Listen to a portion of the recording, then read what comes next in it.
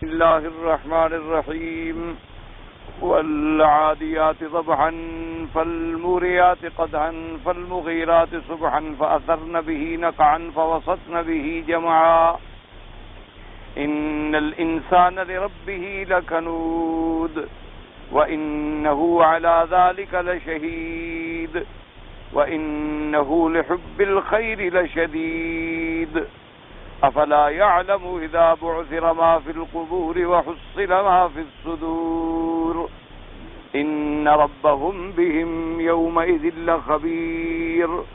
قال المؤلف والمفسر رحمه الله تعالى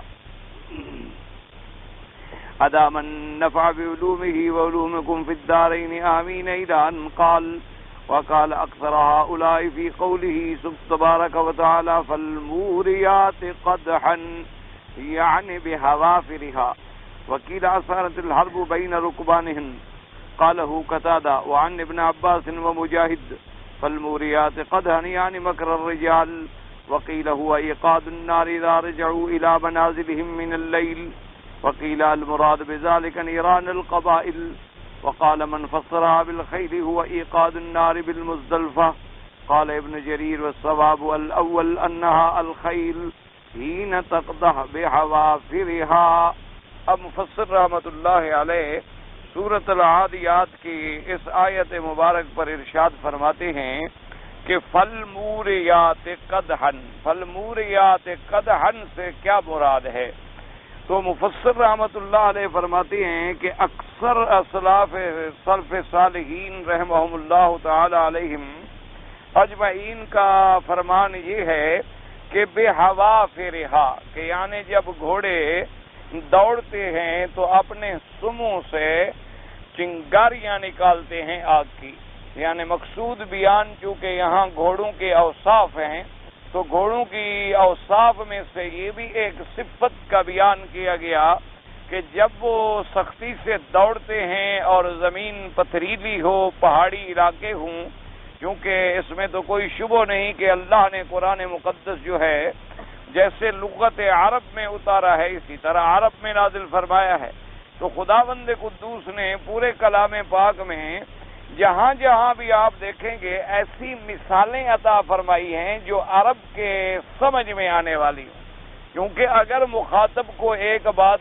سمجھ ہی نہ آ سکے، یعنی اس کے سر کے اوپر سے گزر جائے، تو وہ تو پھر صحیح معنوں میں اس سے فائدہ ہی نہیں حاصل کر سکتا۔ تو اس لیے اللہ تبارک و تعالیٰ نے قرآن مقدس میں یعنی ایسے ایسے چیزوں کا ذکر فرمایا۔ آپ قرآن پاک الحمدللہ مختلف صورتیں پڑھ رہے ہیں، جیسے فرمایا افلا ينظرون الى الابل كيف خلقت والى السماء كيف رفعت والى الجبال كيف نصبت والى الارض كيف سطحت۔ اللہ نے یہاں پہاڑ اونٹوں کی مثال، تو اب اونٹ کو عرب سمجھنے والے تھے، اچھا اونٹوں کے بعد فرمایا پہاڑوں کی مثال دی، آسمانوں کی مثال دی، زمین کی مثال دی۔ یہ ایسی چیزیں ہیں جو سب سامنے، بلکہ اگر یعنی آپ غور کریں کہ جب آدمی اونٹنیوں پر سفر کر رہا ہو تو اس کے سامنے کیا ہوگا؟ پہاڑ ہوں گے، نیچے نظر ڈالے گا زمین ہوگی، اگر اوپر نظر ڈالے گا آسمان ہوں گے، اور جس سواری پہ بیٹھے اس پہ نظر ڈالے گا تو اونٹ ہوگا۔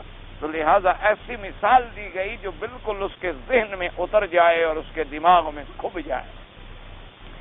اسی طرح اللہ تبارک و تعالی نے جیسے ایک دوسری آیت میں ذکر فرمایا والخیل والبغال والحمیر لترکبوها وزینہ، اللہ نے فرمایا کہ گھوڑے، اور اس کے بعد فرمایا بغال خچر، اور اس کے بعد فرمایا گدھے، اور یہ جانوروں کا ذکر فرمایا کہ یہ ہم نے پیدا کیے ہیں تاکہ تم ان کے اوپر سواری بھی کر سکو اور تمہاری یہ زینت کے کام بھی آ سکے، یعنی اس میں تمہارے لیے عزت کا سامان بھی ہے اور تمہارے لیے بار برداری کا سامان بھی ہے۔ اسی طرح قرآن پاک نے فرمایا وَمِنَ الْإِبِلِ اثْنَيْنِ وَمِنَ الْبَقَرِ اثْنَيْنِ، اللہ نے فرمایا کہ اپنا ابل سے مراد اونٹ اور بکر سے مراد گائے۔ اسی طریقے سے مَعَزِ اثْنَيْنِ، اللہ تبارک و تعالی نے بھیڑ اور دمبے کا ذکر فرمایا، یعنی یہ ایسے ایسے جانوروں کا ارشاد فرمایا گیا جو عرب کے علاقوں میں پائے جاتے تھے، تاکہ عرب جو ہے ان کے لیے اقرب الی الفہم ہوں، یعنی بات جو ہے ان کی سمجھ میں آ سکے۔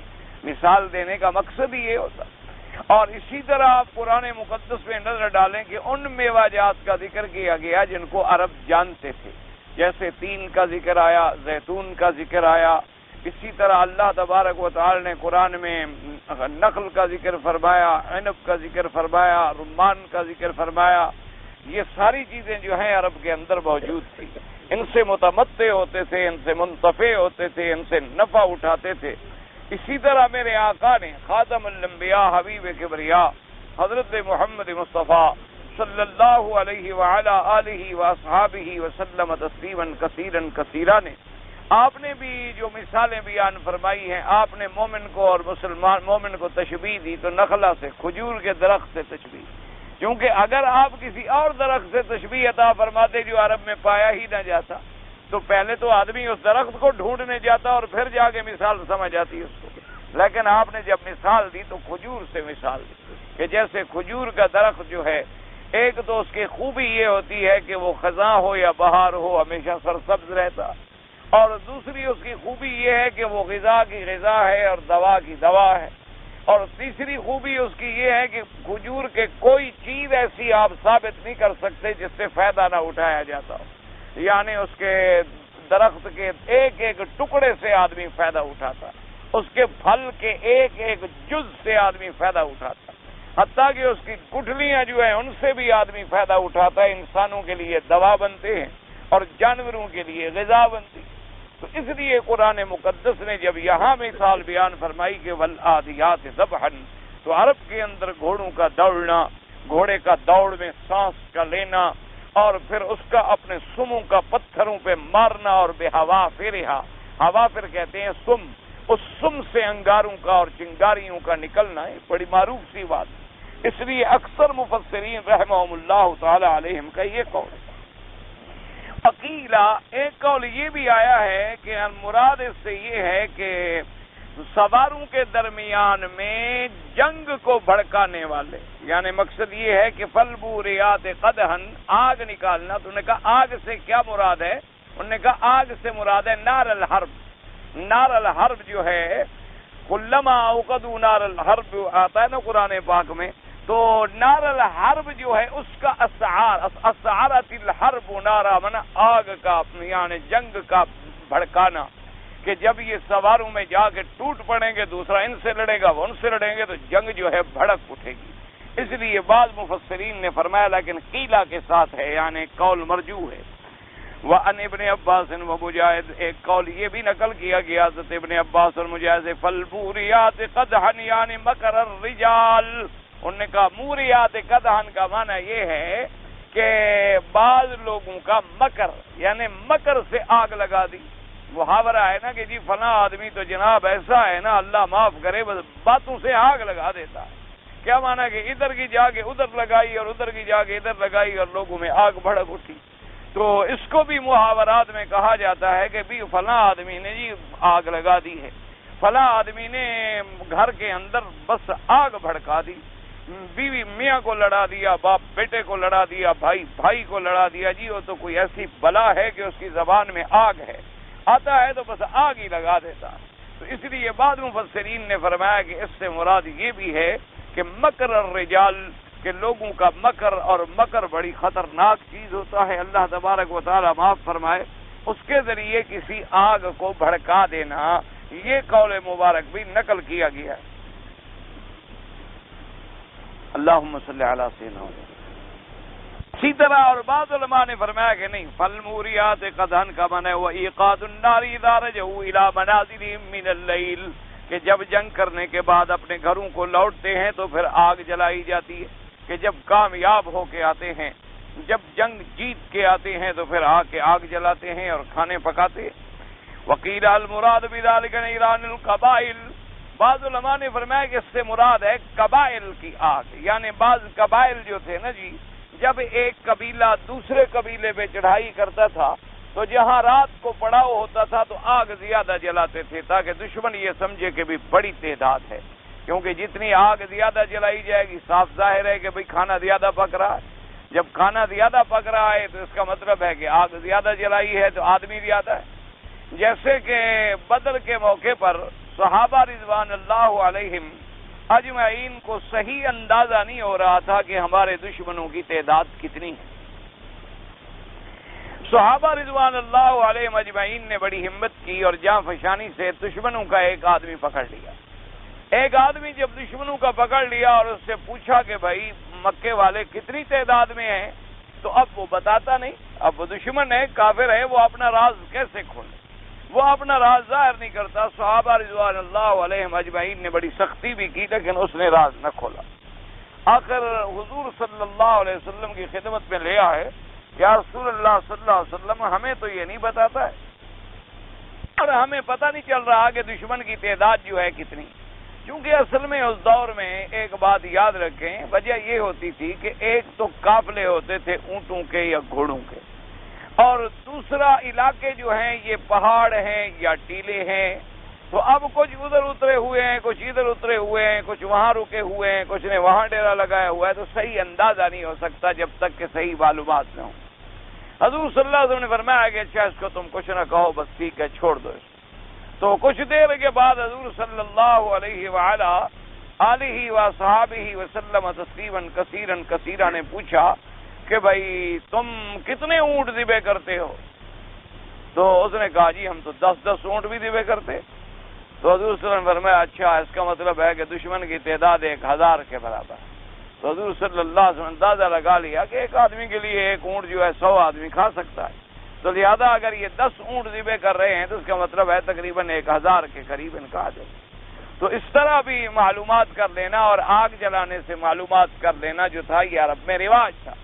تو اس لیے بعض علماء نے فرمایا کہ اس سے مراد جو ہے وہ نیران القبائل ہے، قبائل کا آگ کا دہکانا اور آگ کا جلانا جو ہے۔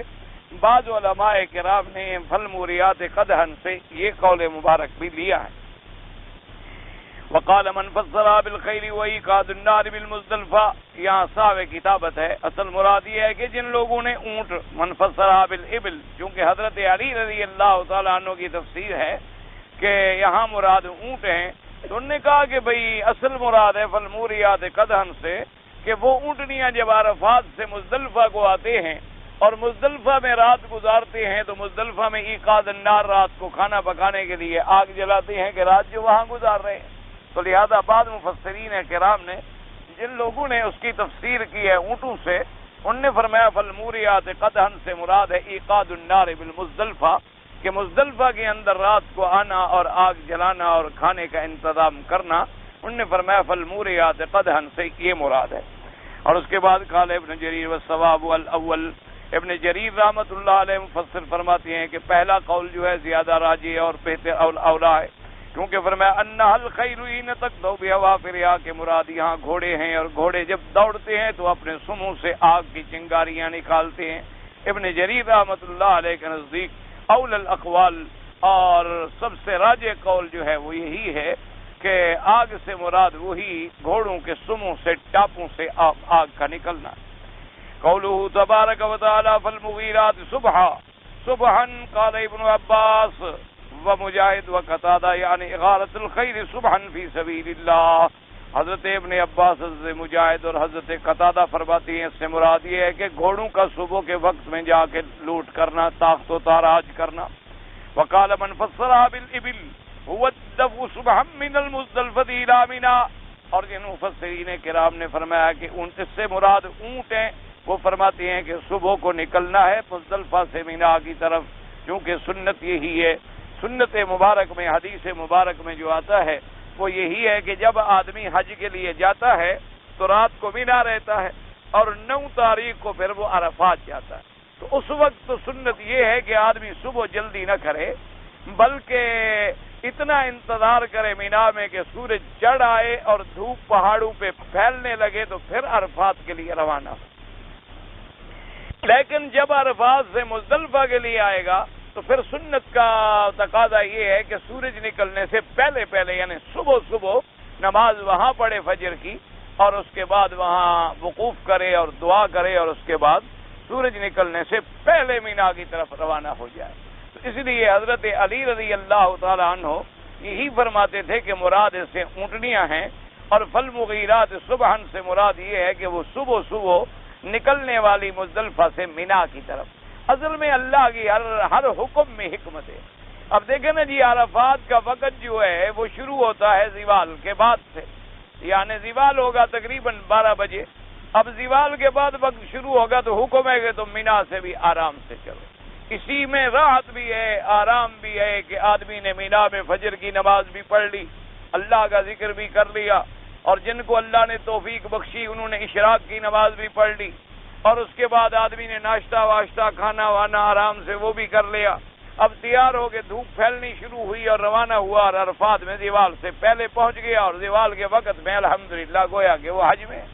جیسے کہ میرے آقا نے حج کے مبارک موقع پر آپ نے زوال سے پہلے جو ہے وادی عرنہ جو عرفات کے بالکل قریب ہے، جیسے اب آپ نے دیکھا ہے کہ ندی بنی ہوئی ہے مسجد سے اڑلی طرف، یہی سارا علاقہ جو ہے وادی عرنہ ہے.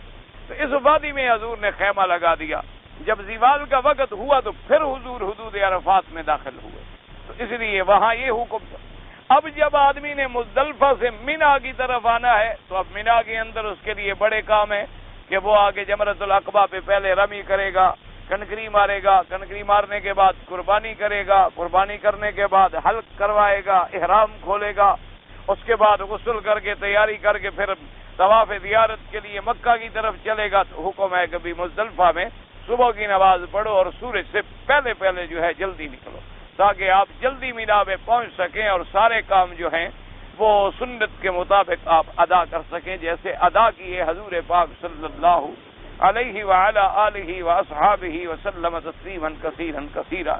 تو اس لیے ہر چیز میں، ہر حکم میں، اسلام کے ہر حکم کے اندر ایک حکمت ہے. سوال یہ ہے کہ اللہ تبارک و تعالی ہمیں فہم رسا نصیب فرما دے کہ ہم اس بات کو سمجھ سکیں، ورنہ ہر چیز میں جو ہے حکم ہے اور آرام ہے اور راحت ہے. اس لیے فرمایا فالمغیرات صبحا سے ایک مراد یہ ہے وقالوا كلهم في قوله تعالى فأثرن به نقعا هو المكان والذي حلت فيه صارت به الغبار اما في حج او غزو فأثرن به نقعا اڑاتے ہیں غبار کو یا اٹھاتے ہیں غبار کو. اس ترجمے میں سب کا اتفاق ہے، یعنی اس میں اختلاف نہیں ہے کہ جب یہ قافلے پہنچتے ہیں تو لازمی بات ہے کہ جب گھوڑے دوڑیں گے میدان میں تو غبار اٹھے گا، یا اگر مراد ہم اونٹوں کے قافلے بھی لے لیں تو جب وہ بھی پہنچیں گے تو لازمی بات ہے جب اونٹ کثرت سے ہوں گے اور دوڑیں گے اور چلیں گے اور پہنچیں گے تو وہ بھی غبار کو اٹھائیں. اس لیے مفسر رحمت اللہ علیہ فرماتے ہیں کہ اثرن به نقعا میں تقریباً تمام کا اتفاق ہے کہ اٹھانے والے ہیں غبار کو. اب چاہے وہ غبار گھوڑوں پہ ہے غضب کے وقت یعنی غزوے کے وقت، جنگ کے وقت، لڑائی کے وقت، یا وہ غبار کا اٹھنا ہے حج کے وقت کہ جب حج کے لیے چلتے ہیں ماشاءاللہ تو پھر وہ اٹھانے والے ہیں غبار کو. تو اس کے اندر بہرحال اختلاف نہیں. وہ فرماتی ہیں وقولہ تبارک و تعالی فبسطن به جمعا قال لو في ابن عباس وعطاء وإكرمة وقتادة والضحاك يعني جمع الكفار من العدو ويحتمل أن يكون وسط ذلك المكان جميعهن ويكون جمعا منصوبا على الحال المؤكدة. وقد روى أبو بكر البزار ها هنا حديثا غريبا جدا. فقال حدثنا أحمد بن إبدا قال حدثنا حفص بن جبين قال حدثنا سماك عن إكرمان بن عباس رضي الله تعالى عنه قال بعث رسول الله صلى الله عليه وسلم خيلا وأشار الشهر لا يأتيه منها خبر فنزلت والعاديات ضبحا ذبحت بأرجلها فالموريات قدحا قدحت بحوافرها الحجارة فأورت نارا فالمغيرات صبحا صبحت القوم بغارة فأثرن به نقعا أثارت بحوافرها التراب فوسطن به جمعا قال صبحت القوم جميعا. اب مفسر رحمت اللہ علیہ فرماتے ہیں کہ فوسطن به جمعا کا کیا معنی؟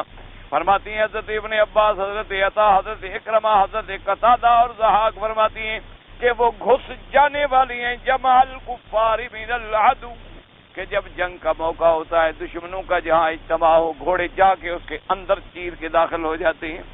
وَيَحْتَمِلُ أَن يَكُونَ فَوَسَطْنَ بِذَلِكَ الْمَكَانِ جَمِيعَهُنَّ یعنی وہ گویا کہ اس مکان اس جگہ پر اس کے درمیان میں پہنچتے ہیں. اور جمعن جو ہے منصوب ہے چونکہ حال ہے تاکید کے لیے. فرماتی ہیں کہ ابو بکر البزار نے حدیث روایت نقل کی ہے لیکن ہے غرابت اس میں پائی جاتی ہے.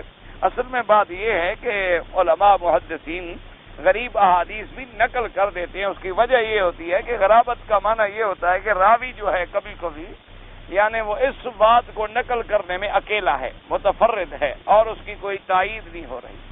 تو یہ ضروری نہیں ہوتا نعوذ باللہ کہ ہر حدیث جو غریب ہو بالکل اللہ معاف فرمائے جھوٹی۔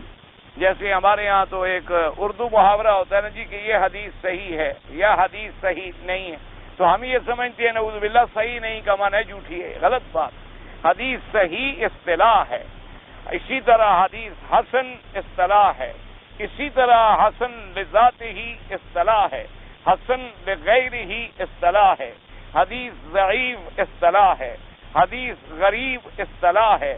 یہ تو محدثین کرام رحمت اللہ علیہم اجمعین کے مصطلحات ہیں علم حدیث کے بارے میں۔ یہ مراد نہیں ہوتا کہ ہم اپنے ترجمے کے اعتبار سے خود یعنی ایک اندازہ لگا لیں کہ جہاں حدیث صحیح کا لفظ آئے اس کو تو صحیح سمجھیں اور جہاں صحیح کا لفظ نہ آئے اسے صحیح نہ سمجھیں، یہ بات نہیں ہوتی۔ اسی طرح بعض حدیث مبارک جو ہیں اس کے ساتھ لفظ آ جاتا ہے کہ ضعیف ہے، لیکن پھر وہ ضعف دیکھا جاتا ہے کہ ضعیف جو ہے کس وجہ سے ضعیف ہے، اور کیا پھر اس حدیث مبارک کے طرق اور شواہد ہیں کوئی دوسری اسناد سے۔ تو بعض اوقات ایک حدیث ضعیف ہے لیکن شواہد اور ہمیں مل جاتے ہیں اور اس کے طرق مل جاتے ہیں تو وہ درجہ حسن کو پہنچ جاتی۔ اس لیے بہرحال حدیث مبارک کے معاملے میں یعنی اگر کہیں کوئی لفظ ایسا آ بھی جائے پھر بھی ادب اور احترام قائم رکھنا چاہیے، کیونکہ کبھی ٹھیک ہے کہ راوی متفرد ہے لیکن بات سچی ہے اس نے بات صحیح نقل کی ہے، لیکن خدا کی شان ہے کہ اس بات کو نقل کرنے والا کوئی دوسرا آدمی نہیں ہے، کوئی دوسرا آدمی نہیں ہے، صرف ایک آدمی نے بات نقل کی ہے۔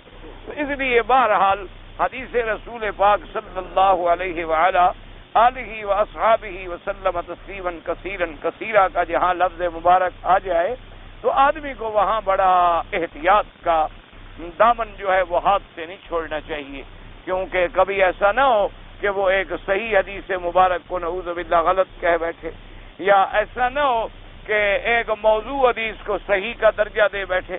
اس لیے بہرحال چونکہ جو صاحب فن ہوتے ہیں جن کی یعنی علم حدیث سے ممارست ہوتی ہے اور وہ مصطلحات الحدیث اور اصول حدیث سے بھی آشنا ہوتے ہیں، ان سے پھر آدمی کو رجوع کر کے تحقیق کرنی چاہیے۔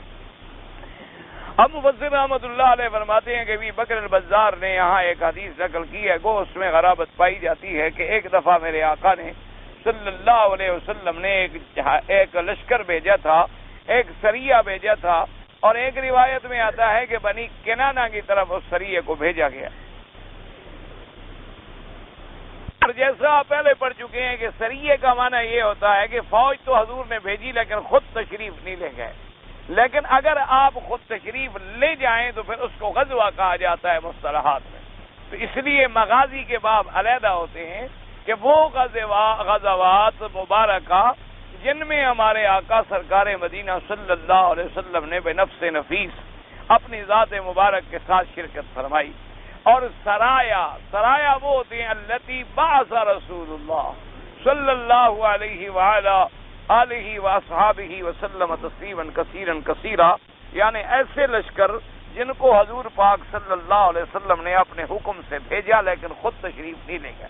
تو فرماتے ہیں کہ آپ نے ایک لشکر بھیجا تو ایک مہینہ گزر گیا، اس کی کوئی خبر نہ آئی حضور پاک صلی اللہ علیہ وسلم کہ بھی اس لشکر کا کیا حال بنا۔ تو حضور بڑے فکر مند تھے اس بارے میں کہ بھئی ہمارا وہ لشکر کامیاب ہوا، فتح نصیب ہوئی، کیا حالات پیش آئے۔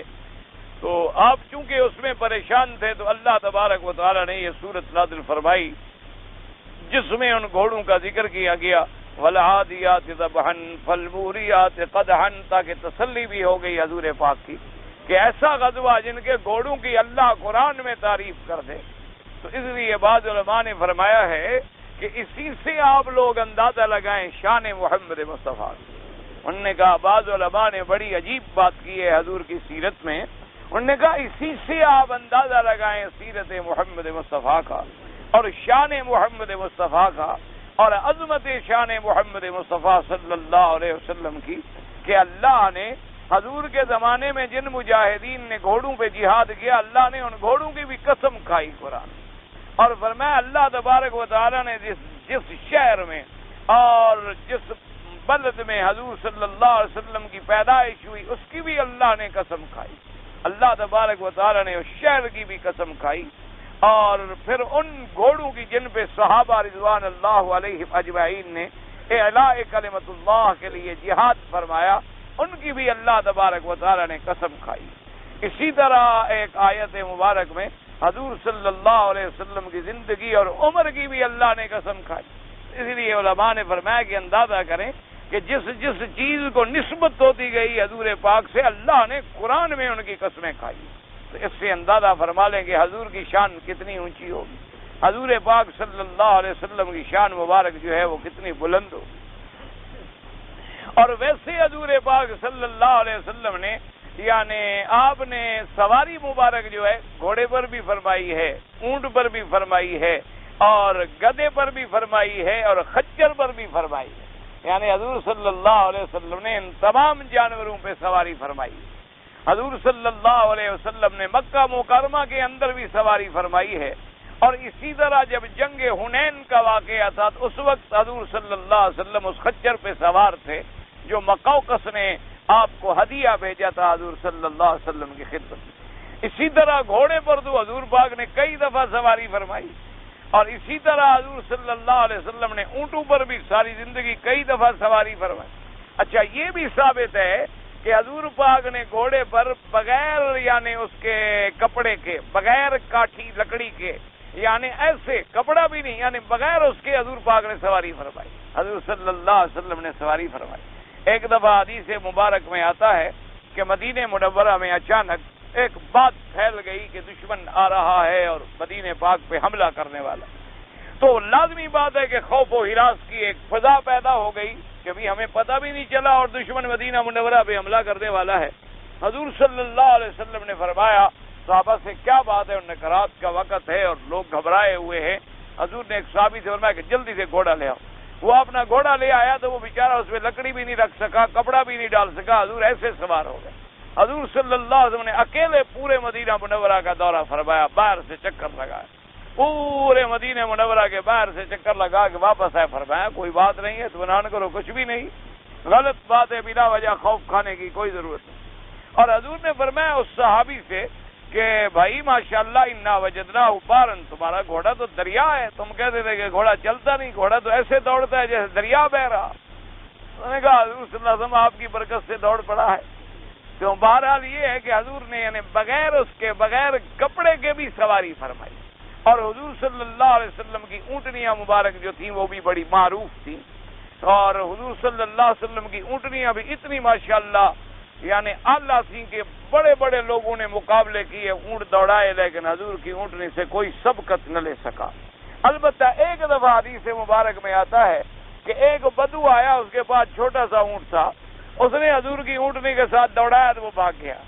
حضور صلی اللہ علیہ وسلم نے فرمایا کہ اللہ نے میری اونٹنی کا آج غرور توڑ دیا ہے، کہ اس کو بھی غرور اور کبر تھا کہ مجھے کوئی بھی نہیں چھوڑ سکتا راستے میں، ایک چھوٹا سا اونٹ آیا اور بھاگ گیا اس سے۔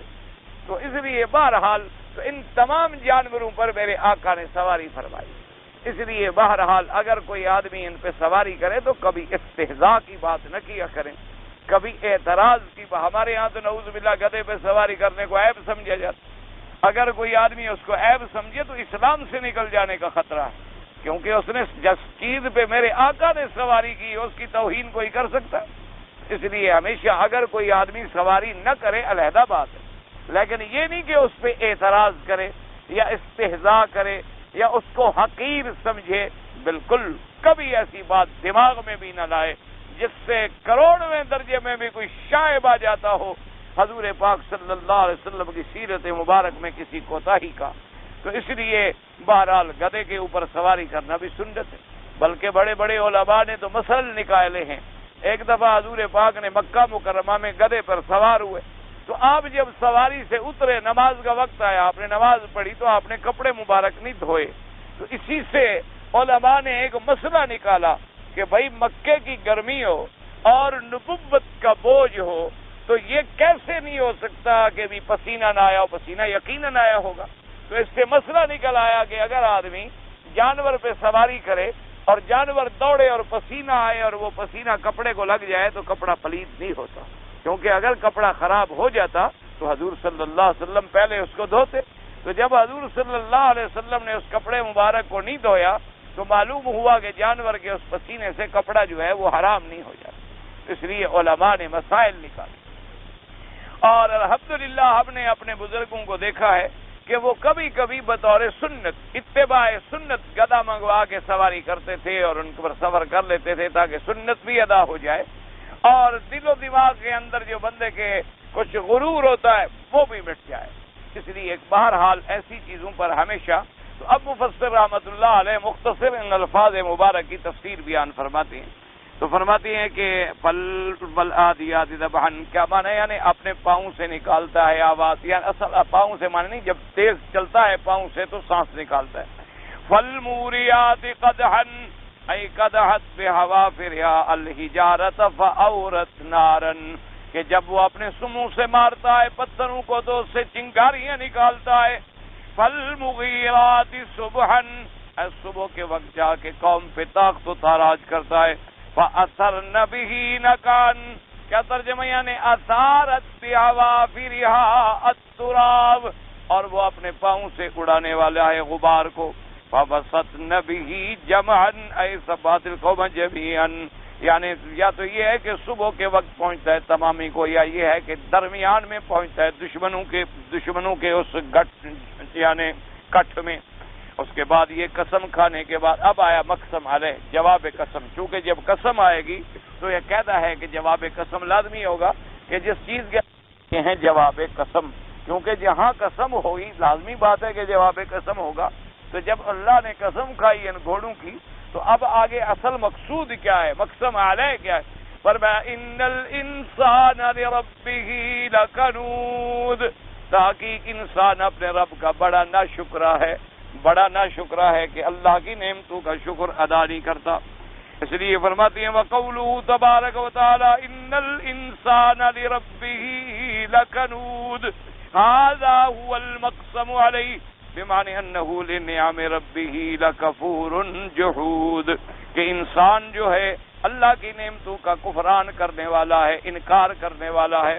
اس لیے ہمیشہ یاد رکھیں سب سے بڑا انکار جو ہے وہ تو کفر ہے کہ آدمی جو اللہ پر ایمان نہ لائے وہ کا لاکھ زبان سے شکر شکر شکر کہتا رہے، کوئی فائدہ نہیں. اس لیے اللہ تبارک و تعالی نے مومن کو کہا ہے شاکر اور کافر کو کہا ہے کفور. جیسے اللہ تبارک و تعالی نے فرمایا انا ہدیناہ السبیل اما شاکرا و اما کفورا. اب دو حصوں میں ہو گیا، یا شاکر یا کفور. شاکر سے مراد کون ہے؟ مومن. اور کفور سے مراد کون ہے؟ کافر. اور اسی طرح ایک شکر یہ ہوتا ہے ایمان لانے کے بعد کہ اللہ نے جو ہمیں آزاد دیے ہیں وہ اللہ کے حکم کے مطابق ہم استعمال کریں، یہ شکر ہے. اگر اللہ کے حکم کے خلاف استعمال کریں تو یہ کفران ہے. یعنی اللہ نے ہمیں آنکھیں دی ہیں، ہم قرآن پڑھ رہے ہیں، کعبہ شریف دیکھ رہے ہیں، ہم دین کے کاموں میں فائدہ اٹھا رہے ہیں تو یہ شکر ہے.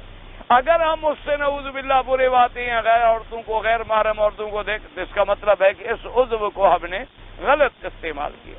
اللہ نے دماغ دیا ہے، عقل دیا ہے، ہاتھ دیے ہیں، سمع دی ہے، بصر، یعنی جتنے اللہ نے آزاد دیے ہیں ان کو اللہ کے تابع لگا دینا کیا ہے؟ شکر. اور اللہ کے خلاف حکم لگا دینا کیا ہے؟ کفران. مثلا ایک موٹی سی بات ہے، آپ کا ایک نوکر ہے، آپ اس کو تنخواہ دیتے ہیں، اگر وہ آپ کا کام کرے تو ٹھیک ہے، آپ کا ماشاءاللہ بڑا فرما بردار ہے، اور اگر وہ آپ کا حکم نہ مانے تو نافرمان ہے. اسی لیے مفسر نے فرمایا کہ اپنے رب کی نعمتوں کا انکار کرنے والا. قال ابن عباس ومجاہد وابراہیم النخعی وابو الجوزاء وابو العالیہ والضحاک وابو الضحى رحمهم اللہ تعالی سعید بن جبیر محمد بن قیس الضحاک وقتادہ ربی نصر زید الکنود الکفور. انہوں نے فرمایا کنود سے کیا مراد ہے؟ جو اللہ کی ناشکری کرنے والا، اللہ کی نعمتوں کا انکار. قال الحسن الکنود هو الذي يعد المصائب وينسى نعم الله عليه. انہوں نے فرمایا کہ کنود کا معنی یہ ہے کہ جب کوئی تکلیفیں آئیں تو ان کو تو گن گن کے یاد رکھے کہ جی مجھے بیماری آ گئی، میرا بیٹے کو یہ ہو گیا، میری بیوی کو یہ ہو گیا، میرے گھر والوں کو یہ تکلیف پہنچی، پھر ہمارے ساتھ جناب یہ ہو گیا، ساری تکلیفیں تو گن گن کے یاد ہیں، اور جو اللہ نے نعمتیں کی ہیں، آرام پہنچا ہے، اس کو بھول جاتا، اس کو یاد نہیں رکھتا کہ اللہ نے مجھے انسان بنایا، اللہ نے مجھے عقل دیا، اللہ نے مجھے حرم نصیب فرمایا، اللہ تبارک و تعالی نے مجھے کعبۃ اللہ کی عظمتوں کی زیارت نصیب فرمائی، اللہ نے مجھے اپنے بلد الامین میں رہنے کی توفیق عطا فرمائی، اللہ نے مجھے رزق دیا ہے، اللہ نے مجھے صحت دی ہے، اللہ نے مجھے اعضاء کا سالم بنا دیا ہے۔ تو اس لیے انہوں نے فرمایا کہ قنوط کا معنی کیا ہے کہ جو مصیبتوں کو تو یاد کرے لیکن اللہ کی نعمتوں کو بھول جائے۔ جیسے اللہ معاف فرمائے، دعا کریں اللہ ہمیں کفران سے بچائے۔ آج کل یہ وبا بڑی عام ہو گئی ہے، عام ہو گئی، یعنی کسی آدمی سے پوچھیں اللہ معاف فرمائے، وہ اس بلد میں رہتا ہے، اس پاک شہر میں اور پاک ملک میں رہتا ہے، لیکن جب بھی کرے گا گلہ کرے، جب بھی کرے گا ان کی کوئی نہ کوئی برائی کا ذکر کرے گا، ان کی اچھائی کا بھی ذکر ہی نہیں کرے گا۔ جب بھی کرے گا جی فلاں نے یوں کیا اور فلاں نے یوں کیا اور فلاں میرے پیسے کھا گیا اور فلاں نے جناب مجھے دھوکہ دیا اور فلاں نے مجھے گالی دی اور فلاں نے مجھے پکڑ لیا اور فلاں نے مجھے یہ کبھی یاد نہیں کرے گا کہ کسی نے کوئی اچھا بھی کیا، کسی نے کوئی بھلا بھی کیا، کسی نے تمہارے ساتھ خیر کا کوئی کام بھی کیا ہے دنیا میں۔ یہ بہت بری بات ہے۔ آدمی کو ہمیشہ یہ چاہیے کہ اگر مصیبتیں آئیں تو صبر کرے اور نعمتیں ملے تو شکر کرے۔ جو اللہ تبارک و تعالیٰ کا ہمیں حکم ہے کہ اگر پریشانی آ گئی ہے، مصائب آ گئے ہیں، ابتلا آ گئے ہیں، صبر کرے، اور اللہ تبارک و تعالیٰ نعمت عطا فرمائے تو شکر کرے۔ حضور صلی اللہ علیہ وعلا آلہ واصحابہ وسلم تسلیما کثیرا کثیرا ایک دفعہ مدینہ منورہ میں تشریف لے گئے ایک صحابی کے پاس، اس کے باغ میں آپ تشریف لے گئے تو وہ ٹھنڈا پانی لے آیا اور کھجوریں لے آیا حضور کی خدمت۔ اس زمانے میں ٹھنڈا پانی کوئی فریج کا ٹھنڈا پانی تو نہیں ہوتا تھا اور نہ اس میں کوئی برف ڈالی ہوئی ہوتی تھی۔ ٹھنڈے پانی کا معنی یہ ہے کہ سرائیوں میں رکھ لیا یا مشکیزوں میں پانی ڈال کے درختوں سے باندھ دیا اور ہوا لگتی رہی اور وہ ٹھنڈا ہو گیا۔ اللہ تبارک و تعالیٰ رحمت فرمائے۔ اگلے دن یہ کچھ دنوں کی بات ہے، ایک مولوی صاحب میرے ساتھ ناراض ہو گئے، بہرحال میری غلطی ہوگی، اللہ پاک انہیں بھی ہدایت دے، اللہ مجھے بھی ہدایت دے۔ تو وہ میں جاتا ہوں نا تو کبھی کبھی یہ بیچارے حرم شریف کے جو خادم ہیں اللہ ان کو جزا دے، تو اب کہتے ہیں کہ بھئی کوئی گرم پانی ہو تو پلا دے۔ میں نے مانگا، وہ بیچارہ خیر کیا، پانی لے آیا، اس نے مجھے پلایا۔ صاحب ناراض ہو گئے، انہوں نے کہا حضور صلی اللہ علیہ وسلم کو ٹھنڈا پانی محبوب تھا اور آپ مولوی ہو کر گرم پانی پیتے ہیں، آپ ٹھنڈا پانی نہیں پیتے۔ حضور صلی اللہ علیہ وسلم کی تو باقاعدہ دعا مبارک ہے کہ یا اللہ تیرا شکر ہے کہ تو نے ہمیں میٹھا اور ٹھنڈا پانی پلایا ہے، اور تو نے ایسا نہیں کیا کہ ہمارے گناہوں کی وجہ سے اس کو کھاری اور نمکین بنا دیتا، تو پھر ہم کیا کر سکتے؟ یعنی الحمدللہ الذی جعل الماء عذبا فراتا ولم يجعله بذنوبنا ملحا اجاجا او كما قال رسول اللہ صلی اللہ علیہ وسلم۔ تو کہا جی آپ، میں نے حالانکہ انہیں بتایا بھی، میں نے کہا بھی اصل بات یہ ہے کہ مجھے گلے کی تکلیف ہے اور پھر الحمدللہ اللہ محروم نہ فرمائے صبح شام درس دینا ہوتا ہے، تو اگر میں احتیاط نہ کروں تو پھر میرے لیے بڑی مشکل ہو جاتی۔ تو وہ لیکن جناب پھر بھی جناب کہ نہیں جی، جب حضور نے فرمایا ہے ٹھنڈا پانی تو وہ آپ کو نقصان کیسے دے سکتا ہے؟ حضور صلی اللہ علیہ وسلم کو محبوب ہے اور پسند۔ میں نے کہا حضرت خدا کے لیے آپ مجھے یہ سمجھائیں کہ حضور نے جس ٹھنڈے پانی کی تعریف فرمائی ہے وہ اسی طرح ٹھنڈا ہوتا تھا جیسے یہاں برف سے کیا جاتا ہے؟ اور خدا کے بندے کو ٹھنڈے پانی کو سمجھو تو صحیح، آخر حضور نے جس ٹھنڈے پانی کی تعریف اس کا ٹھنڈا پانی مجھے دو، میں پیتا ہوں۔ اگر آپ مجھے سراہی میں ڈال کے اب بھی ٹھنڈا کر کے دے دیں تو الحمدللہ، سوال ہی پیدا نہیں ہوتا۔ وہ تو نقصان کسی کو پہنچا ہی نہیں سکتا، وہ تو پانی ہی طبیعی ہوتا ہے اور اصلی ہوتا ہے اور ہر لحاظ سے اعلیٰ ہوتا ہے کہ مٹی کا برتن ہو اور اس میں پانی رکھا ہوا ہو ماشاءاللہ، ہوا پہ رکھیں اور ٹھنڈا ہو جائے، تو وہ تو کبھی سوال ہی پیدا نہیں ہوتا کہ کسی انسان کو نقصان پہنچائے۔ تو آپ وہ ٹھنڈا مجھے پلائیں، آپ نے تو مصنوعی ٹھنڈا بنایا، یہ تو تمہارا بنایا ہوا ٹھنڈا ہے، یہ اللہ کا بنایا ہوا ٹھنڈا تھوڑا ہے، اس میں تو تم نے خود مرکبات ڈالے ہیں۔ آپ پھر کہا اچھا ہاں یہ بات تو جی آپ کی ٹھیک ہے، پھر تو اس کا مطلب ہے کہ یہ ٹھنڈا پانی نہیں ہے جو حضور نے پسند فرمایا۔ اللہ کے بندے، یہ تو برف کا ٹھنڈا پانی ہے، یہ تو حد سے نکل جانے والی چیز ہے، کوئی چیز بھی اگر اس کو آپ حد اعتدال سے نکال دیں گے، چاہے کھانا ہو، زیادہ گرم کھائیں گے تو منہ جل جائے گا، اور اگر بہت ٹھنڈا کھائیں گے جم جائے گا۔ تو ہر چیز میں اللہ نے ہمیں ایک دین میں اعتدال کا سبق دیا ہے۔ اللہ تبارک و تعالی نے ہمیں دین میں ایک سلامتی کی راستہ دکھلایا ہے، کیونکہ دین جامع ہے، کامل ہے، مکمل ہے اور قیامت تک کے لیے ہے۔ اس کے چھوٹے سے چھوٹے حکم میں لے کر بڑے سے بڑے حکم تک دیکھ لیں، ساری دنیا کے فلسفے ناکام ہو جائیں گے، لیکن اسلام کا حکم قائم رہے گا۔ آج دیکھ لیں مثلا اتنی ترقی ہو گئی دنیا میں، اب جناب پھر اسی بات پہ آ گئے ڈاکٹر کہ جو مسواک ہے یہ سب سے زیادہ مفید، پھر اسی بات پہ لوٹا ہے کہ بھئی یہ جتنے دنیا میں برش بنے ہیں اور پیسٹ بنے ہیں اور معاجین بنے ہیں اور دوائیں بنی ہیں، انہوں نے کہا کہ بھائی وہ مسواک کا مقابلہ نہیں ہوتا۔ انہوں نے کہا اس کے اندر جو حکمتیں ہیں نا جی، اس کے اندر جو فوائد ہیں، جو منافع ہیں، جو نفع ہے، اور دینی بھی اور دنیاوی بھی۔ ایک تو سب سے بڑی بات ہے کہ اتباع سنت محمد مصطفیٰ صلی اللہ علیہ وسلم، اور ایک بے اعتبار یعنی ڈاکٹری بے اعتبار طب۔ انہوں نے کہا اب ہم تسلیم کرتے ہیں اس بات کو کہ جن فوائد کا حامل مسواک ہو سکتا ہے برش نہیں ہو سکتا۔ انہوں نے کہا ایک تو برش مصنوعی ہوتے اور مختلف چیزوں کے ریشے سے بنائے جاتے، پھر ان کے اندر جراثیم ایسا گھر کر لیتی ہیں کہ وہ نکلتے ہی نہیں اگر پوری احتیاط نہ کی جائے۔ اور مسواک آپ نے استعمال کیا پھر کاٹ دیا، اب نیا حصے کو آپ استعمال کریں گے نا، آپ نے ایک دفعہ استعمال کیا اس کو کاٹا، پھر آپ اگلے حصے کو استعمال کریں۔ یہ معنی نہیں ہوتا مسواک کا جیسے بات بھائی ہمارا استعمال کرتے ہیں 2 مہینے اس کو کاٹتے ہی نہیں ہیں، بس ایک دفعہ جو لیا ہے میرے خیال میں اولاد کو دے جائیں گے کہ وہ بھی اسی کو استعمال کرتے رہیں۔ انا للہ و انا الیہ راجعون۔ مسواک کا معنی یہ ہوتا ہے کہ آپ اس کو بالکل فریش یوز کریں، کہ آپ اس کو استعمال کریں اور جتنا آپ نے استعمال کیا ہے توڑ ڈالیں اس کو، اور اس سے اگلے حصے کو آپ استعمال کریں، تاکہ ایک تو اس سے نیا رس آئے گا اور نیا فائدہ حاصل ہوگا، اور دوسرا وہ جراثیم سے محفوظ ہوگا، کوئی چیز اس میں اثر انداز نہیں ہو سکے۔ اور پھر مسواک جہاں جہاں پہنچ جائے گا وہاں آپ برش پہنچا ہی نہیں سکتے، سوال ہی پیدا نہیں ہوتا۔ تو اس لیے بہرحال تو اتباع سنت پہ تو ہمارا ایمان ہے کہ اس میں بھلا ہی بھلا اور فائدہ ہی فائدہ ہے۔ تو قنوت اس کو کہتے ہیں یعد المصائب، کہ مصیبتوں کو گنتا رہے اور اللہ کی نعمتوں کو بھول جائے۔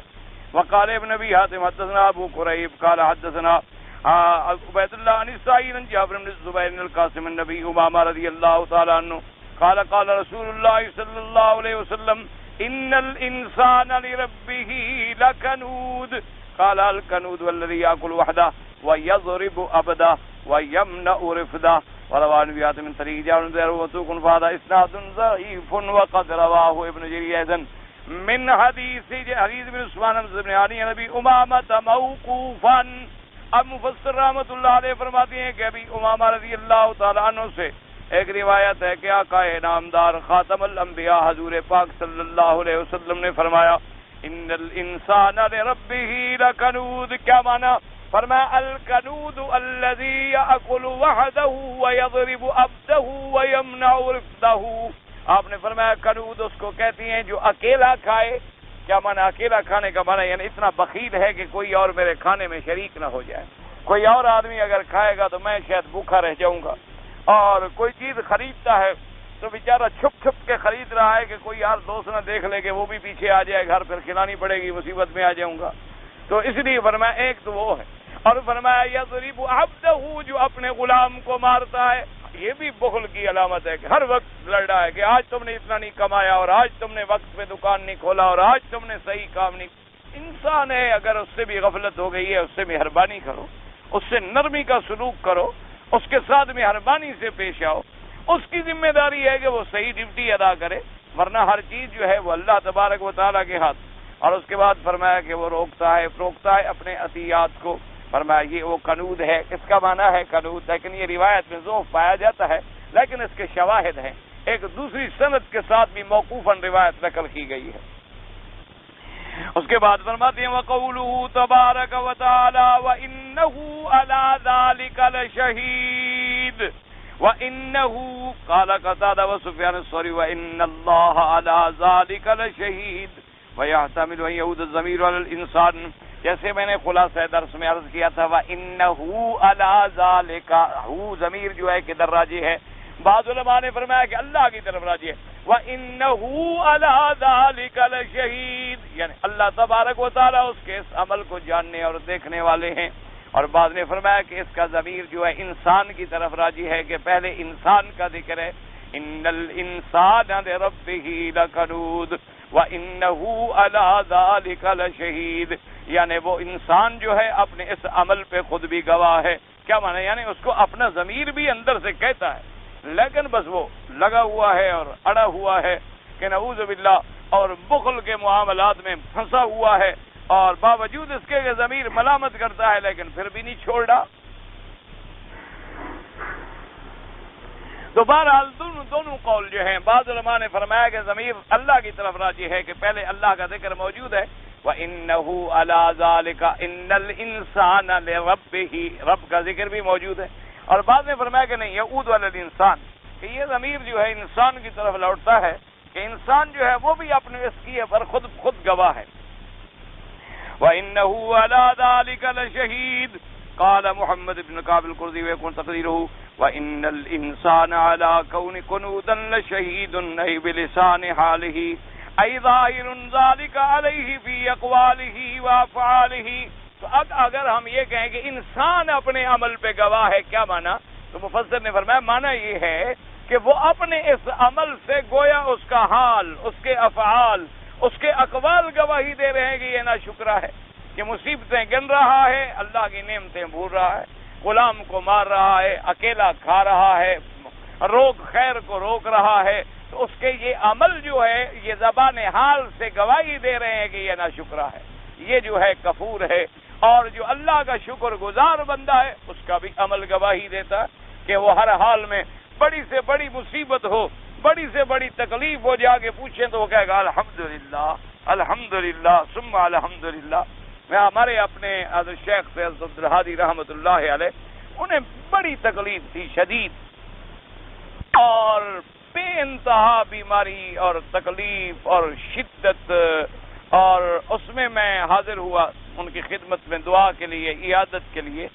تو میں نے پوچھا کہ حضرت کیا حال ہے طبیعت کا؟ یعنی بڑی تکلیف اس وقت اتنی زور سے تھی کہ کئی مہینوں سے یعنی غذا نہیں ہو رہی تھی، آدھی پیالی دودھ بڑی مشکل سے ہضم ہوتا تھا، تو بڑی نقاہت، بڑی کمزوری، اور کہنے لگے الحمدللہ، اللہ کا بڑا شکر ہے، اللہ تبارک و تعالیٰ کا بڑا شکر ہے۔ اور مجھے یاد ہے کہ انہوں نے ایک شعر بھی مجھے سنایا، کہنے لگے مستحق کے دار کو حکم نظر بندی ملا، کہنے لگے مکی صاحب ہم تو پھانسی کے مستحق تھے، تو تھوڑی سزا ملی ہے، جو ہمیں یہ تھوڑی بہت تکلیف ہے، ہم تو اس سے بڑی تکلیف کے زیادہ مستحق تھی، تو اللہ کا بڑا کرم ہے کہ تھوڑی تکلیف دے دی ہمیں ہمارے گناہ معاف کرنے کے۔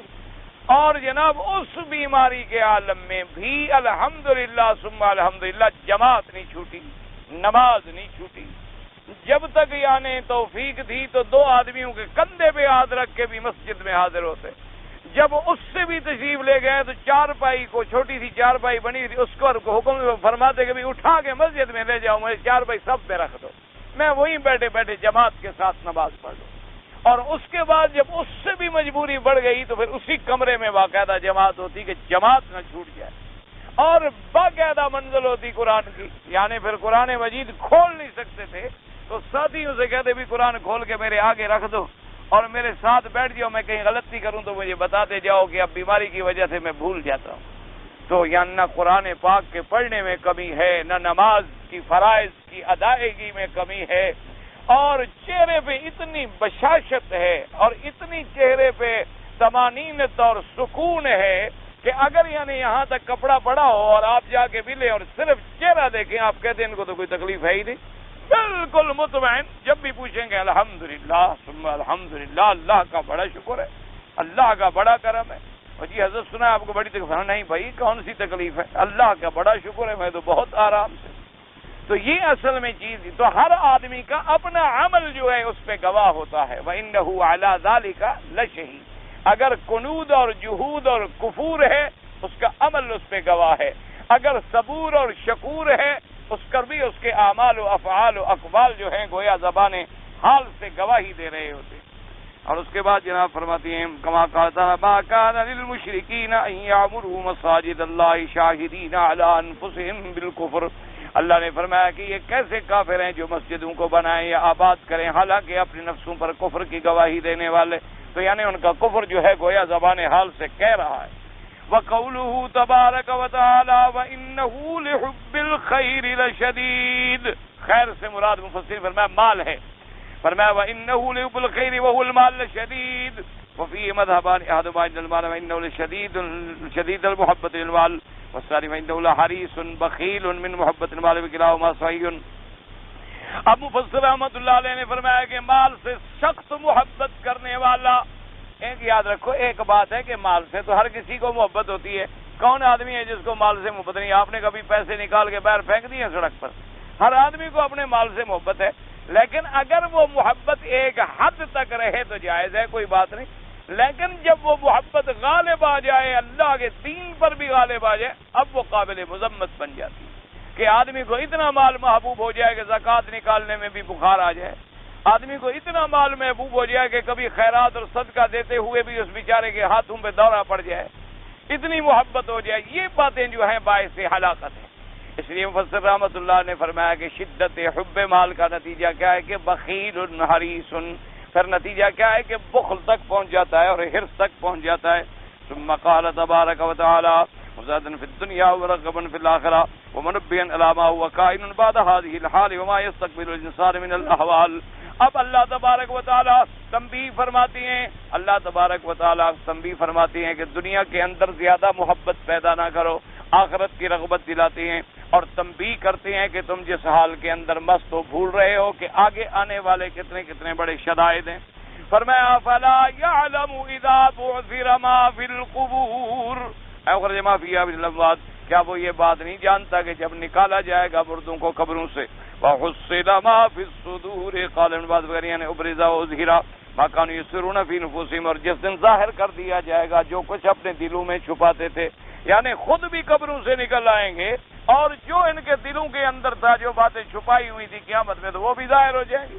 یوم تبلی السرائر ان ربهم بهم يومئذ لخبير أي لعالم بجميع ما كانوا يصنعون ويعملون ومجازيهم عليه أوفر الجزاء ولا يظلم مثقال ذرة. اللہ تبارک و تعالی جاننے والے ہیں جو کچھ وہ کرتے ہیں، جو کچھ وہ عمل کرتے ہیں. جب جاننے والے ہیں تو نتیجہ کیا نکلے گا؟ اللہ ان پر ان کو بدلہ دیں گے، پورا پورا بدلہ دینا.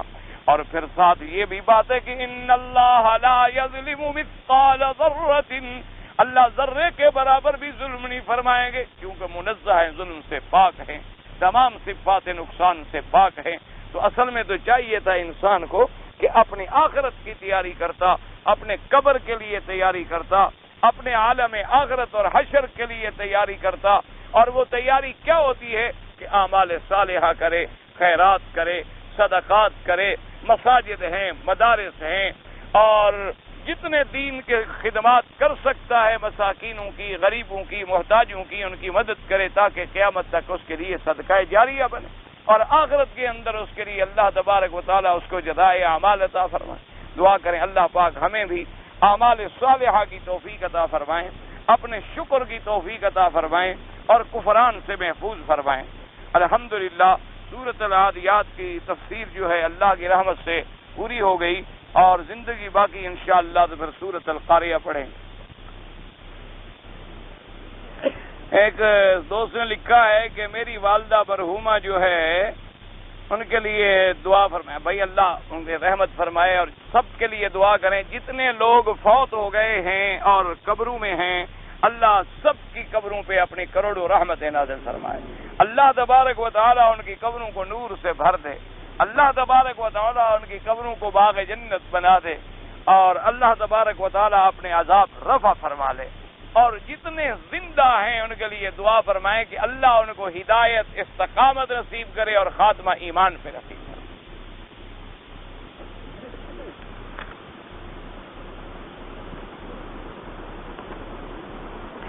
سلوار گھٹنے سے اوپر کر کے جو لوگ نماز پڑھتے ہیں یہ کس سے ثابت ہے؟ چاروں امام متفق ہیں. اس خدا کے بندے تو حدیث ہے رسول اللہ کی. صلی اللہ علیہ وسلم نے فرمایا کہ کوئی آدمی جو ہے چاہے وہ شلوار ہو، چاہے قمیض ہو، چاہے چادر ہو، فرمایا گھٹنے سے اوپر ہو. حتیٰ کہ حدیث مبارک میں آیا کہ جو گھٹنے سے نہیں، فرمایا وائل للعقاب من النار، ایسے کپڑوں کو اللہ تبارک و تعالیٰ پھر اس بدن کو جہنم کی آگ میں ڈالے. اس لیے حکم ہے کہ کم از کم بھی نیچے پہنتا ہے، ورنہ حضور تو پنڈلی پہ پہنتے تھے. یعنی حضور صلی اللہ علیہ وسلم کا چادر مبارک جو ہے وہ تو نصف ساق یعنی نصف آدھی پنڈلی پہ ہوتی ہے، لیکن اس کے بعد بھی اگر نیچے کرنا چاہتا ہے تو اتنا نیچے کر سکتا ہے کہ گھٹنے ظاہر رہیں، یعنی گھٹنے جو ہیں ان کے اوپر کپڑا نہ آئے. ہاں اگر عورتیں ہیں تو ان کے لیے شریعت پہ حکم ہے کہ وہ اپنے کپڑے کو نیچے کریں تاکہ پاؤں سے بھی اگر نیچے ہو، تاکہ جب چلے تو کپڑا نیچے زمین پہ رہے، اس کے پاؤں کا کوئی حصہ بھی کسی کو نظر نہ آئے. لیکن مردوں کے لیے تو حدیث مبارک میں حکم ہے چاروں اماموں کے اتفاق کا. تو مسئلہ وہاں ہوتا ہے جہاں مسئلہ قرآن حدیث میں نہ ہو. جو چیز قرآن حدیث میں موجود ہو اس میں اختلاف کا تو کوئی سوال ہی پیدا نہیں ہوتا. اور پھر امر ہے حضور صلی اللہ علیہ وآلہ آلہ وصحابہ وسلم تسلیما کثیرا. اور آپ نے فرمایا کہ جو لوگ اپنے کپڑے چادریں نیچے لے کے چلتے ہیں، فرمایا قیامت کے دن اسی طرح آگ میں گھسیٹے جائیں، کیونکہ یہ تکبر کی علامت ہے کہ اللہ تبارک و تعالیٰ کی نعمت کو آپ مٹی پہ ڈال رہے ہیں اور پاؤں کے نیچے دے رہے ہیں. اور عورت کے لیے تو ایک مجبوری ہے کہ اس کے لیے ستر ضروری ہے کہ پردہ قائم رہے، وہاں تو ایک وجہ آ گئی، مرد کے لیے تو وہاں ضروری نہیں ہے. اس لیے یہ حکم جو ہے حدیث مبارک میں. اگر بعض لوگ جو ہیں جوتا پہن کے حتیم میں آ جاتے ہیں یا طواف کرتے ہیں، بھئی مسئلہ ایک یاد رکھو، اصل مسئلہ ہے جوتے کے پاک ہونے کا. اگر جوتا صاف ہے تو کوئی منع نہیں، اور اگر جوتا گندا ہے کسی کے نزدیک بھی جائز نہیں. یہ تو ایک بات واضح ہے. حضور صلی اللہ علیہ وسلم نے جوتے کے ساتھ نماز پڑھی، صحابہ رضوان اللہ علیہم اجمعین نے جوتوں کے ساتھ نماز پڑھی ہے. یعنی حدیث مبارک میں ہے کہ آپ نماز پڑھ رہے تھے اور آپ نے جوتے مبارک اتار دیے، صحابہ نے بھی اتار دیے. تو جب حضور فارغ ہوا آپ نے فرمایا کہ آپ لوگوں نے کیوں جوتے اتارے ہیں؟ انہوں نے کہا کہ حضور آپ نے جو جوتا مبارک اتارا ہے، آپ نے فرمایا مجھے تو جبریل نے خبر دی تھی کہ میرے جوتے میں کچھ لگا ہے، تم نے کیوں اتار دیے؟ تو لہذا مسئلہ صرف یہ ہے، اس میں لوگ بلا وجہ ایک جھگڑے میں مبتلا ہو جاتے ہیں، اور چونکہ لوگ روکتے ہیں تو دوسرے آدمی بھی یہ سمجھتے ہیں کہ بھی ہم سنت پہ عمل کریں تاکہ سنت پہ کسی نہ کسی طرح عمل تو ہو جائے، کہ روکنے والے بہت ہو گئے اور عمل کرنے والا کوئی بھی نہیں رہا. تو اس لیے اصل بات یہ ہے کہ یہ دیکھنا چاہیے کہ جوتا ٹھیک ہے، جوتا پاک ہے، صاف ہے، اس میں کوئی گندگی، کوئی چیز، کوئی پلیتی، کوئی گندا پانی اس کے اندر جذب نہیں ہے، صاف ہے، ٹھیک ہے، کوئی حرج نہیں. اور اگر صاف نہیں ہے اور کسی کے نزدیک بھی جائز نہیں.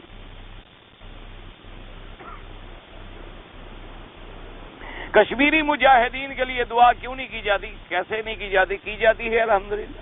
آپ نے نہیں سنی تو آپ کی بڑی کوتاہی ہے سننے سے.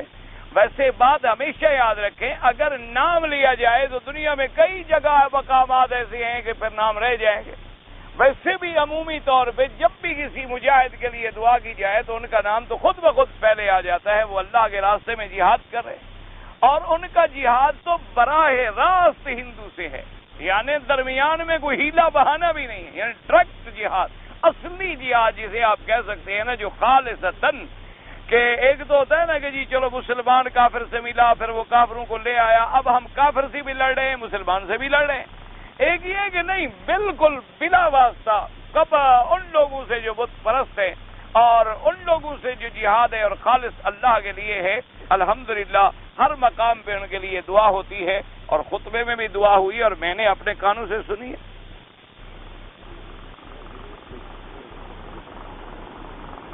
اگر رات کو جو بلائیں نازل ہوتی ہیں وہ حکم یہی ہے کہ آپ آیت الکرسی پڑھ لیں اور قل اعوذ برب الفلق، قل اعوذ برب الناس، سورۃ معوذتین پڑھ لیں، کیونکہ جنات ہوتے ہیں اور چیزیں ہوتی ہیں، تو اللہ تبارک و تعالیٰ ان فتنوں سے آدمی کو محفوظ رکھتا. اور اسی طرح جو دعائیں میرے آقا نے سکھلائی ہیں، اعوذ بکلمات اللہ التامات من شر ما خلق، اعوذ بکلمات اللہ التامات من شرہ، شر عقابہ و عبادہ ومن شر همزات الشیاطین وان یحضرون، جو حدیث میں دعائیں موجود ہیں، اس سے بڑا میرا تو ایمان ہے بھائی، اس سے بڑا تویز کوئی نہیں، اس سے بڑا وظیفہ کوئی نہیں، اس سے بڑا ورد کوئی نہیں جو سکھلایا ہے حضرت محمد مصطفیٰ صلی اللہ علیہ وسلم. آپ یقین کر کے عمل کریں، ایسے فائدہ ہوتا ہے یعنی جیسے گولی لگتی. لیکن شرط یہ ہے کہ یقین ہو، ایمان ہو حضور کے فرمان پر. اگر ہمارا ایمان اور یقین کمزور ہو تو ہماری ہے.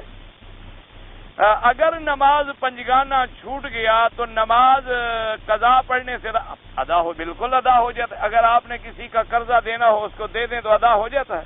یہ بھی تو اللہ کا قرض ہے، جب آپ پڑھ لیں گے تو ادا ہو جائے گا اور آئندہ قضا نہ کریں. جمعہ کی نماز اگر قضا ہو جائے پھر آپ ظہر پڑھیں گے. جمعہ اس وقت پڑھا جاتا ہے جب امام کے پیچھے ہو اور جماعت کے ساتھ. اگر جمعہ رہ گیا تو پھر آپ کو ظہر پڑھنی ہوگی، پھر آپ جمعہ نہیں پڑھیں. لوہے کی انگوٹھی کا استعمال ناجائز ہے تو لوہے کی چین اسی طرح. اگر 3 ماشے ناجائز ہے تو 3 تولے جائز ہے. ایک سیدھی سی بات ہے، جس چیز کے 3 ماشے حرام ہوں تو 3 تولے تو اور زیادہ حرام ہو گئے. کیونکہ بہرحال لوہے کی چین ہو اور کوئی چیز ہو، تمام چیزیں جو ہیں، معنی یہ ہے کہ یہ پسندیدہ چیز نہیں ہے. حضور پاک صلی اللہ علیہ وسلم نے اس کے استعمال کو بہتر نہیں فرمایا. ہاں اب اگر کوئی اور چیزیں نکل آئی ہیں دنیا میں، پتہ نہیں اسٹینلیس اسٹیل آ گئی ہے اور کئی میٹیریل آ گئے ہیں اور کئی مصنوعی چیزیں آ گئی ہیں، تو ان کے بارے میں تو بہرحال جواز کا فتویٰ ہے. طواف کے دوران میں اگر ہم طواف کر رہے ہوں اور اذان شروع ہو جائے تو طواف کے دوران میں ہم اذان کا جواب دیں. بالکل حضور نے فرمایا قولوا کما یقول المؤذن. آپ نے فرمایا تم اسی طرح کہو جس طرح مؤذن کہتا ہے، یعنی اللہ اکبر تو تم بھی کہو اللہ اکبر. جب وہ کہے حی علی الصلاۃ تم کہو لا حول ولا قوت الا باللہ، لا حول ولا قوت الا باللہ. اور جب وہ اگر صبح کی نماز ہو وہ کہے الصلاۃ خیر من النوم تم کو صدقت وبررت ودعوت الی الحق. اور اسی طرح جب وہ اذان ختم کرے تو تم کہو لا الہ الا اللہ، اللہم صل علی سیدنا محمد وعلی آل سیدنا محمد کما صلیت علی ابراہیم وعلى آل إبراهيم في العالمين إنك حميد مجيد. اللهم رب هذه الدعوة التامة والصلاة القائمة آت محمد الوسيلة والفضيلة وابعثه مقاما محمودا الذي وعدته إنك لا تخلف الميعاد. یہ سکھلایا ہے میرے آقا نے. طواف کے حالت میں بھی آپ جواب دیتے رہیں. حضور پاک کی سیرت پیدائش مبارک سے لے کر وفات، بھائی سیرت النبی کی ساری کتابیں پیدائش سے لے کر وفات مبارک تھے. آپ کوئی سیرت النبی کی کتاب لے لیں. اردو میں میرے خیال میں شبلی رحمت اللہ علیہ کی کتاب جو ہے وہ زیادہ جامع ہے، اور لوگوں نے بھی کتابیں لکھی ہیں. رحمت للعالمین بھی ایک کتاب ہے. اسی طریقے سے خاتم النبیین کے نام پر بھی ایک کتاب ہے. اور اسی طریقے سے حضور صلی اللہ علیہ وسلم کے احوال پر عربی میں تو خیر سینکڑوں کتابیں ہیں. بہرحال کوئی بھی سیرت کی کتاب لے لیں، اس سے آپ کو اول سے لے کر آخر تک احوال مل جائیں گے.